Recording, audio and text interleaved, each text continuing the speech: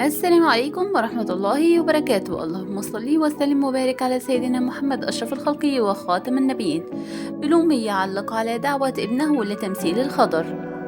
وجه جمال بالماضي مدرب المنتخب الجزائري الدعوة للموهبة محمد بشير بلومي للانضمام لمعسكر الخضر في فترة التوقف الدولي في شهر أكتوبر الحالي، ويستضيف بطل إفريقيا في مناسبتين نظيره الرأس الأخضر يوم 12 أكتوبر قبل أن يواجه يوم 16 من الشهر ذاته منتخب مصر في مباراة ستحتضنها دولة الإمارات العربية المتحدة.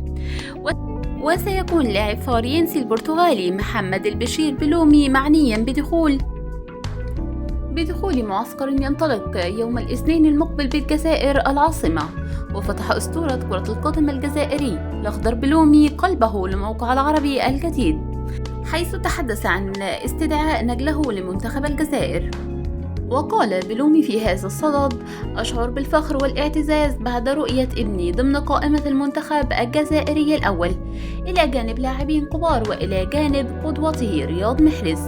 سعادتي لا توصف بهذه المكافأة التي شرفه بها المدرب جمال بالماضي، وأأمل أن يكون ابني عند مستوى هذه الثقة.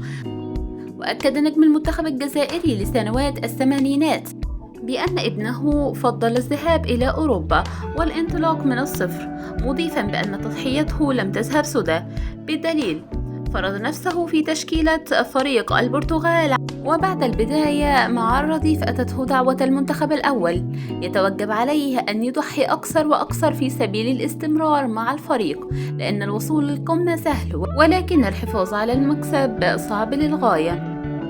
وبالنهاية، إذا أعجبكم الفيديو لا تنسوا الاشتراك بالقناة وتفعيل زر الجرس ليصلكم كل جديد. دمتم في أمان الله.